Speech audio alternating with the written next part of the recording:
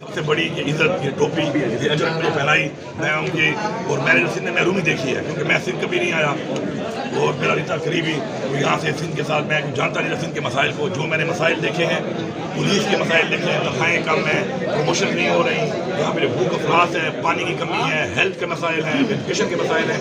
میں وعدہ کرتا ہوں کہ سندھ کے عوام نے عزت دی ہے انشاءاللہ. میں اپنی کیپیسٹی میں انشاءاللہ سندھ کے عوام کے لیے آواز اٹھاؤں گا. وفاقی وزیر داخلہ بن کے آپ نے انشاءاللہ وفاقی وزیر داخلہ انشاءاللہ کسی بھی کیپیسٹی میں انشاءاللہ سندھ کے لوگوں کی محرومی سے دور ہو سکتی ہے. انشاءاللہ میں پوری کوشش کروں گا. مولانا صاحب کہتے ہیں کہ ہم انتقامی سیاست کرتے ہی نہیں ہیں. D I Khan press conference کی ہے، کیا پیغام دیں گے مولانا؟ مولانا صاحب یہی پیغام دوں کہ مولانا صاحب تکڑے ہو جاؤ، عوام میں جاؤ، عوامی خدمت کرو اور عوامی سیاست کرو. جمہوری طریقے کے ساتھ الیکشن ہونے دو، الیکشن سے نہ بھاگ پائے گی، پھر بھی ہونا ہے. باقی اگر آپ یہ سمجھتے ہو کہ ہماری جو عوام سے محبت ہے، دلی محبت ہے، دلی اسٹیپ آپ ختم کر لو گے، میں آپ کو چیلنج کرتا ہوں.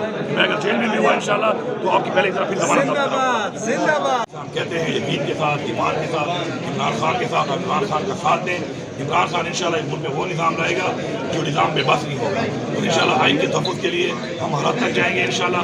میں پی ڈی ایم کو پیغام دیتا ہوں کہ آپ آئین کو نہ توڑیں، کیونکہ آئین کو توڑنے سے ایک پریزیڈنٹ جو بنے گا اس پہ آپ نے ساری عمر ایک کالا دھبا لگے گا آپ کی سیاست کے اوپر. اور آپ جمہوریت کی باتیں کرتے ہیں، آپ الیکشن ہونے دیں اور الیکشن میں آ کے عوام میں آ کے ثابت کریں کہ آپ کی پوزیشن کیا ہے، آپ کی حیثیت کیا ہے. اس طریقے سے جو آپ الیکشن کو ڈیلے کر رہے ہیں، آئین کی خلاف ورزی کر رہے ہیں، ہم آپ کو نہیں کرنے دیں گے. مہربانی